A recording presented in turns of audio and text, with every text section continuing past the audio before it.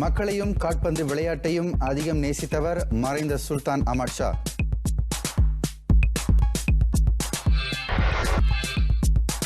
ஜோலோ குறித்த புதிய தடயங்கள் கிடைத்திருக்கின்றன.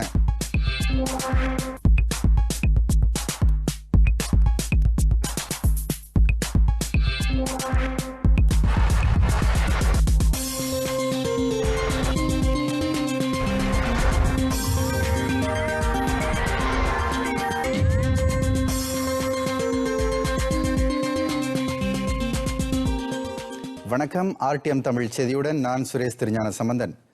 பேரரசர் சுல்தான் அப்துல்லா சுல்தான் அஹ்மத் ஷாவின் தந்தையாரும் பஹாங் மாநிலத்தின் முன்னாள் ஆட்சியாளருமான சுல்தான் அஹ்மத் ஷா உடல்நலக் குறைவால் தலைநகர் தேசிய இருதய கழகத்தில் அனுமதிக்கப்பட்டிருந்த சுல்தான் அஹ்மத் ஷா மரணமடைந்த துக்க செய்தியை பஹாங் மந்திரி பசார் டாக்டர் ஸ்ரீ வான் ரோஸ்ரி வான் இஸ்மாயில் அறிக்கை ஒன்றின் வாயிலாக தெரிவித்தார். சுல்தான் அஹ்மத் ஷாவின் மறைவு மலேசிய மக்கள் அனைவரையும் சோகத்தில் ஆழ்த்தியுள்ளது. மறைந்த சுல்தான் அஹ்மத் ஷா பஹாங் மாநிலத்தின் 5வது சுல்தானாக 1974 ஆண்டிலிருந்து இவ்வாண்டு ஜனவரி வரை சுமார் 45 ஆண்டுகள் பஹாங் அரியணையை அலங்கரித்தவர்.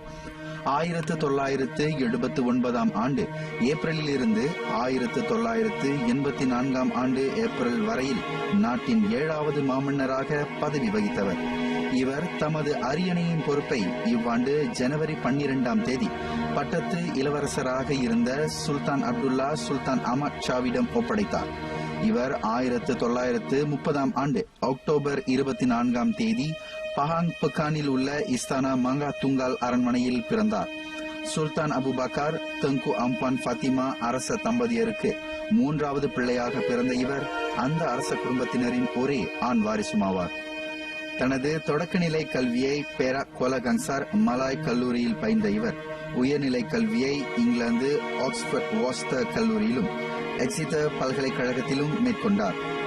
1954 ஆண்டு தங்கு அம்பான் அப்சானை கரம் பிடித்த சுல்தான் அஹ்மத் ஷாவுக்கு 2 ஆண் வாரிசுகளும் 5 பெண் வாரிசுகளும் பிறந்தனர்.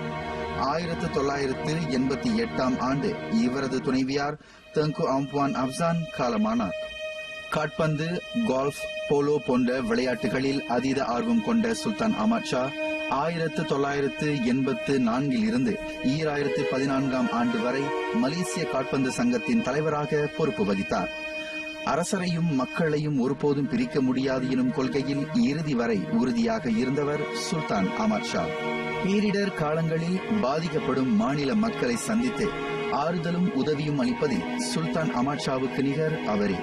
ஒருமுறை வெள்ளத்தில் பாதிக்கப்பட்டு நிவாரண முகாம்களில் தங்க வைக்கப்பட்டிருந்த மக்களுக்கு உணவு சமைத்து கொடுப்பதற்காக தமது அரண்மனை சமையல்காரரையே பணித்திருந்தார் என்பது மக்கள் மீது அவர் கொண்ட அன்புக்கு ஓர் எடுத்துக்காட்டாகும். சுல்தான் அஹ்மத் ஷாவின் நினைவலைகள் நாட்டின் கால்பந்து துறையில் நீங்காத இடம் பிடித்திருக்கும். கால்பந்து மீதான அதீத ஆர்வத்தால் நாட்டின் அந்த விளையாட்டுத் துறையை மேம்படுத்த அவர் தம்மை அதிகம் ஈடுபடுத்திக் கொண்டார். 1984 ஆண்டு மலேசிய கால்பந்து சங்கத்தின் தலைவராக சுல்தான் அஹ்மத் ஷா அல் முஸ்தாயின் பொறுப்பேற்றார். தேசிய கால்பந்து சங்கம் பல்வேறு குற்றச்சாட்டுகளுக்கும் குறைகூறல்களுக்கும் உள்ளாகிய போதும் அதனை மேம்படுத்துவதிலிருந்து சுல்தான் அஹ்மத் ஷா பின்வாங்கவில்லை. மாறாக அவரின் முழுமையான ஈடுபாடு அச்சங்கத்தை மேம்பாட்டுக்கு வித்திட்டது. அவரின் அந்த வெற்றியே தொடர்ந்து 2001 ஆண்டிலிருந்து 2003 ஆண்டு, 2007 ஆண்டிலிருந்து 2010 ஆண்டு, 2010 ஆண்டிலிருந்து 2014 ஆண்டு என மும்முறை மலேசிய கால்பந்து சங்கத்தின் தலைவர் பொறுப்பில் போட்டியில்லாமல் வெற்றி பெற முடிந்தது. 2013 ஆண்டு உலக கால்பந்து அணிகள் பட்டியலில் ஹரிமவ் மலாயா 159வது இடத்தில் இருந்தபோது அனைத்துலக அரங்கில் தேசிய அணி முன்னோக்கி செல்வதை சுல்தான் அஹ்மத் ஷா தொடர்ந்து உறுதி செய்தார். தேசிய அணிக்கு பக்கபலமாக இருந்ததோடு நாட்டு மக்கள் தேசிய அணியின் மீதான நம்பிக்கையை இழந்துவிடக்கூடாது எனவும் சுல்தான் அஹ்மத் ஷா வலியுறுத்தியிருந்தார். உலக கால்பந்து அணிகள் பட்டியலில் தேசிய அணி தொடர்ந்து பின்னடைவை சந்திக்காமல் இருப்பதற்கு சம்பந்தப்பட்ட தரப்பினர் புதிய அணுகுமுறைகளை கையாளவும் அவர் உத்தரவிட்டார். உள்நாட்டு கால்பந்து துறையின் மீது மட்டும் சுல்தான் அஹ்மத் ஷா ஆர்வம் கொண்டிருக்கவில்லை, மாறாக அனைத்துலக அளவிலும் காற்பந்து மீதான ஆர்வம் கொண்டிருந்தார். அதற்கு சான்றாக 1994 ஆண்டு தொடங்கி 2002 ஆண்டு வரை ஆசிய காற்பந்து கூட்டமைப்பின் தலைவராகவும் பதவி வகித்த பெருமைக்குரியவர் சுல்தான் அமர் ஷா. அவரின் தலைமைத்துவத்தின் கீழ்தான் ஆசிய நாடுகளான ஜப்பானும் தென்கொரியாவும் இணைந்து உலக கிண்ண காற்பந்து போட்டியை ஏற்று நடத்தின. உலகின் முதல் காற்பந்து விளையாட்டான உலக கிண்ணத்தை இரு உலக நாடுகள் ஏற்று நடத்திய வரலாற்று சாதனை அதுவாகும். இதனிடையே பஹாங் மாநிலத்தில் 40 நாட்களுக்கு துக்கம் அனுசரிக்கப்படும் என மாநில அரசாங்க செயலாளர் டத்தோஸ்ரீ டாக்டர் சாலேஹுடீன் இஷாக் தெரிவித்தார். அந்த துக்க அனுசரிப்பு காலத்தின் போது மாநில கொடிகள் அரை கம்பத்தில் பறக்கவிடப்படும். அதோடு இவ்வாரம் சனிக்கிழமை பிற்பகல் வரை 3 நாட்களுக்கு அம்மாநிலத்தில் கேளிக்கை நிகழ்ச்சிகளை நடத்த அனுமதிக்கப்படாது. நாளை அம்மாநிலத்திற்கு பொது விடுமுறையும் அறிவிக்கப்பட்டுள்ளது. 100 நாட்களுக்கு பஹாங் மாநில அரச குடும்பத்தினர் துக்கம் அனுசரிப்பர். மறைந்த சுல்தான் அமர் ஷாவின் நல்லுடல் பக்கானில் உள்ள அபுபாக்கார் அரண்மனையில் வைக்கப்படும். பொதுமக்கள் இன்றிரவு தொடங்கி நாளை காலை மணி 9 வரை தங்களின் இறுதி மரியாதையை செலுத்தலாம். Mulai pada malam ini, segenap lapisan masyarakat dibenarkan untuk menziarah jenazah sehinggalah ke pukul 11 pagi esok. இறுதி மரியாதை செலுத்த விரும்பும் பொதுமக்கள் கருப்பு நிற ஆடையையும் பெண்கள் தலையை மறைக்கும் வகையில் துணியையும் அணிந்து வரும்படி அறிவுறுத்தப்படுகின்றனர். காலை மணி 11 தொடங்கி அரச குடும்பத்தினரும் முக்கிய பிரமுகர்களும் இறுதி அஞ்சலியை செலுத்துவார்கள். நாளை ஜோஹர் தொழுகைக்கு பின்னர் சுல்தான் அமர் ஷாவின் நல்லுடல் அடக்கம் செய்யப்படும். போலீசாரால் தேடப்பட்டு வரும் தொழிலதிபர் ஜோலோ மறைந்திருக்கும் இடம் குறித்து நம்பத்தகுந்த குறிப்பொன்று கிடைத்திருப்பதாக தேசிய போலீஸ் படை தலைவர் டத்தோஸ்ரீ அப்துல் ஹமீத் பாடோர் தெரிவித்தார். தற்போது புதிய சில தடயங்களும் வழிகாட்டல்களும் கிடைத்திருப்பதால் 1MDB ஊழல் விவகாரத்தில் தொடர்புடைய அந்த சர்ச்சைக்குரிய தொழிலதிபரை கூடிய விரைவில் நாட்டிற்குள் கொண்டு வரும் முயற்சிகள் மேற்கொள்ளப்படும் என டத்தோஸ்ரீ அப்துல் ஹமீத் பாடோர் கூறினார். இருப்பினும் போலீஸ் திரட்டியிருக்கும் புதிய தடயங்கள் குறித்த விவரங்களை வெளியிட டத்தோஸ்ரீ அப்துல் ஹமீத் பாடோர் மறுத்துவிட்டார். Saya serius. Ada. Maksudnya dah kena pasti dia ada. Oh, tahu dah lama dah. Tapi dah semakin hari dia punya nyawa dia semakin apa lah. Ya? InsyaAllah. Itulah yang dikatakan jenayah ni tak berbaloi. Mana kita nak menurut. Tidak akan selamat di mana-mana pun kalau dah melakukan jenayah. மலேசிய Thailand எல்லையில் உள்ள Kelantan Pasir மாசுக்கு வருகை அளித்த Datuk Seri Abdul Hamid பாடோர் பின்னர் செய்தியாளர்களிடம் பேசினார். ஜோலோ சீனாவில் இருக்கிறாரா என செய்தியாளர்கள் வினாவியதற்கு தான் அவ்வாறு கூறவில்லை என அவர் சொன்னார். ஜோலோவின் செயல் நாட்டை பெரும் கடன் பிரச்சினைக்கு இட்டு சென்றுள்ளதாக கூறிய அவர் அச்செயலுக்கான எதிர்வினையை ஜோலோ கண்டிப்பாக அனுபவித்தாக வேண்டும் என கூறினார். ஹாங்காங்கிலிருந்து தனது வழக்கறிஞர் மூலமாக அறிக்கை வெளியிடும் ஜோலோவின் போக்கு அவரது கோழைத்தனத்தையே காட்டுவதாக அவர் மேலும் கூறினார். கிளாந்தான் பாசிர்மாஸ் வட்டாரத்தில் மேற்கொள்ளப்பட்ட 3 வெவ்வேறு சோதனை நடவடிக்கையில் தாய்லாந்திலிருந்து கடத்தப்பட்ட 235 மாடுகள், 82 ஆடுகள் உட்பட செம்மறி ஆடுகளையும் PGA பொது நடவடிக்கை குழுவினர் கைப்பற்றியதாக டத்தோஸ்ரீ அப்துல் ஹமீத் தெரிவித்தார். நாட்டின் எல்லைப் பகுதி ஊடுருவப்படுவதிலிருந்து PGA குழுவினர் சிறப்புடன் செயலாற்றி வருவதாக அவர் கூறினார். இது ஒரு சுலபமான செயல் அல்ல. எனவே இந்த சோதனை நடவடிக்கையில் ஈடுபட்ட அனைவரும் பாராட்டுக்குரியவர்களே என அவர் கூறினார்.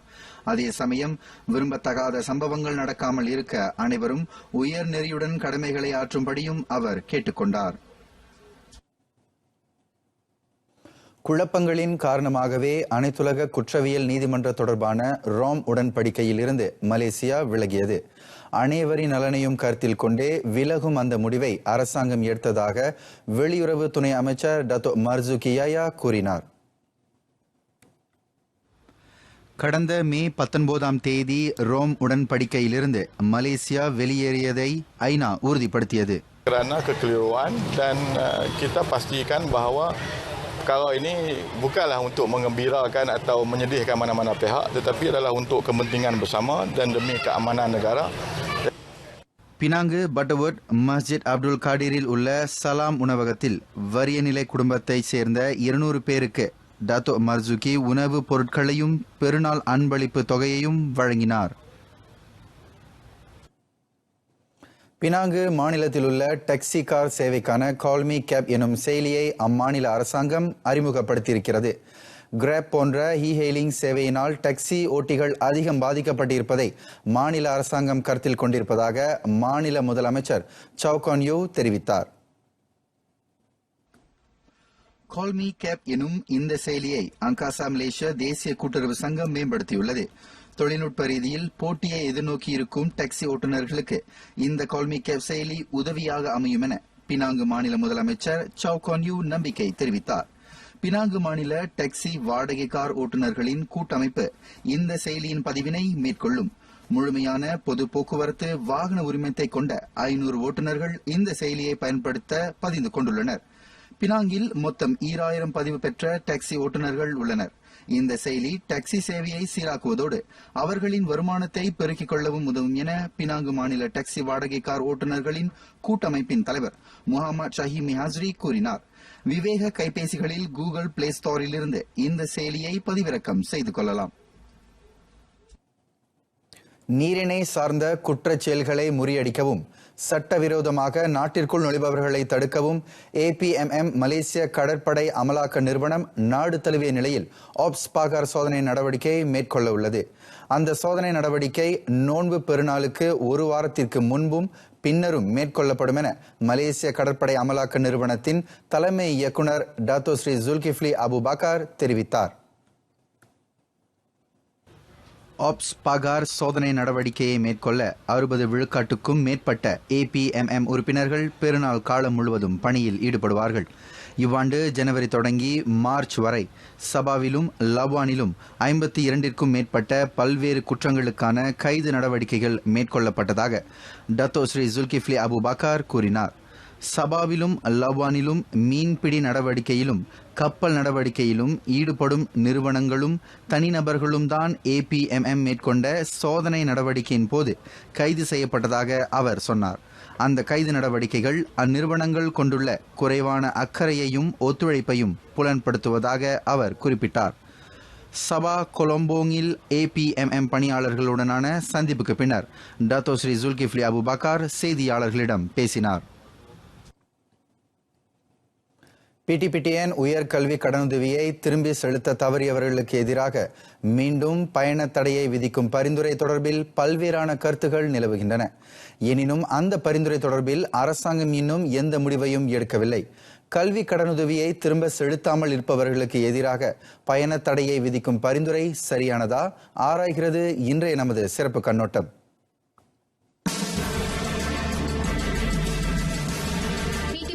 கடனை திருப்பிச் செலுத்தாமல் இருப்பவர்களுக்கு எதிராக எடுக்கப்படும் எந்த ஒரு நடவடிக்கையும் அவர்களுக்கு நெருக்குதல் தொடுக்கும் வகையில் அமைந்துவிடக்கூடாது. அதிகரித்து வரும் வாழ்க்கை செலவினம், வேலை கிடைக்காதது ஆகிய காரணங்களினால் கூட இளைஞர்களில் சிலர் இன்னும் PTPTN கடனை திருப்பிச் செலுத்தாமல் இருக்கலாம். புதிய அணுகுமுறை கடன் பெற்றவர்களுக்கு சுமையாக அமைந்துவிடக்கூடாது.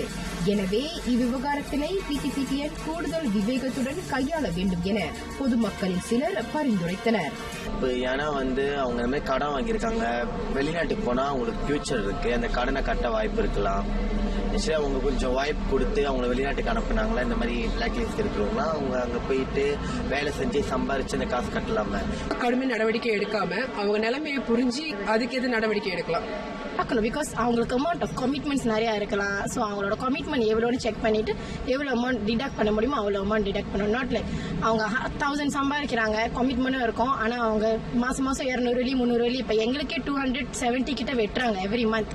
ஸோ அது வெட்டிட்டா போக மிச்ச காசு நம்ம கமிட்மெண்ட்ஸும் நம்ம பார்க்கணும். ஹாலிடே போகிற அளவுக்கு இப்போ ஹாலிடேக்கு போகிறதுக்கு மட்டும் இல்லை, எல்லாம் ஒர்க் சம்திங்லாம் போவாங்க. ஸோ ஓவர்சீஸ் போனால் ஒர்க் சம்திங் போனாங்கன்னா அதுக்கு அது வேலை வாய்ப்பு அது இதுன்னு இருக்கு. ஸோ அங்கே போனாலும் காசு கட்ட தானே போகிறாங்க.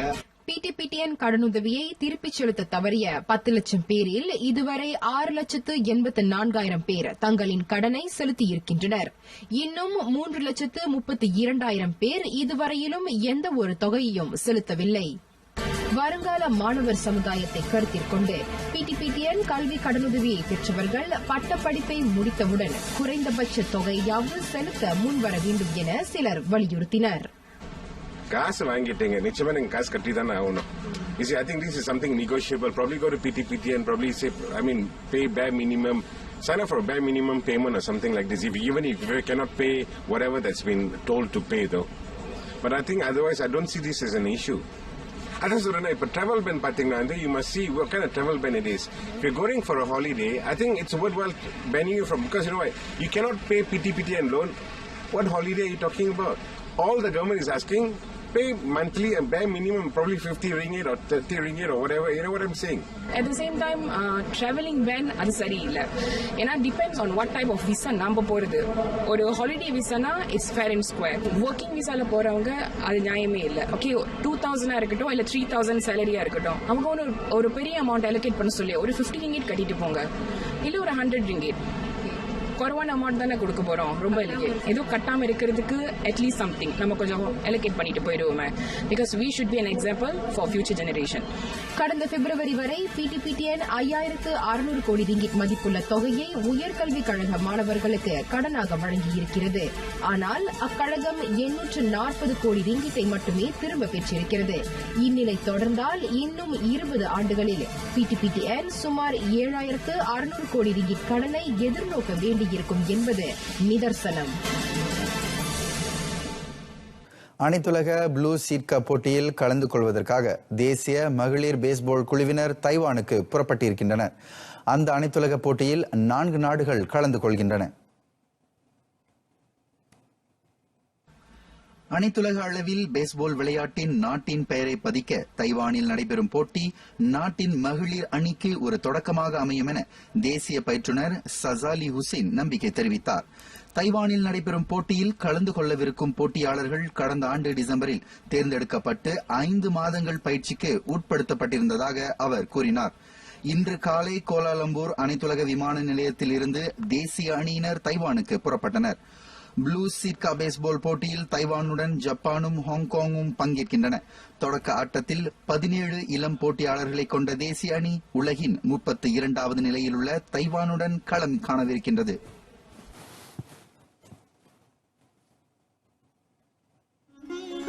குறளும் விளக்கமும். குறள் 60. மங்களம் என்ப மனைமாட்சி மற்றதன் நன்களம் நன்மக்கட்பேறு. முழுமை என்பது குடும்ப வாழ்க்கை, அதன் சிறப்பு நல்ல குழந்தைகளை பெறுவது என்கிறார் திருவள்ளுவர்.